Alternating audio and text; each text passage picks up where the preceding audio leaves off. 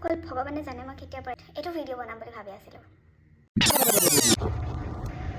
Hi hello' নমস্কাৰ guys, আপোনালোকে বহুতে ভাবিছে হয়তো মই কোন, তো জল্দি মই মোৰ বিষয়ে অকণমান কৈ দিছোঁ। নমস্কাৰ, মই সাধনা সংগীত বৰা। মই বৰ্তমান BFA পঢ়ি আছোঁ। আৰু এই ভিডিঅ'টোৰ মেইন মটিভটো এইটোৱে হৈছে যে ফাইনেলি মই ভাবিছোঁ যে মই কণ্টেণ্ট ক্ৰিয়েট কৰিম, ব্লগিং ষ্টাৰ্ট কৰিম বা যিকোনো কিবা কৰিম আৰু ভিডিঅ' দিম আৰু কনচিষ্টেঞ্চিটো ৰাখিম।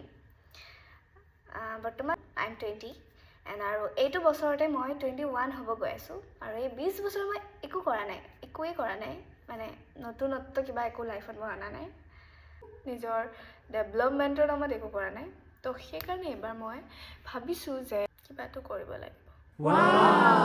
यही सोच के मैंने आज ये वीडियो बनाया। तो इसलिए आज से कुछ करने की कोशिश करूँगी।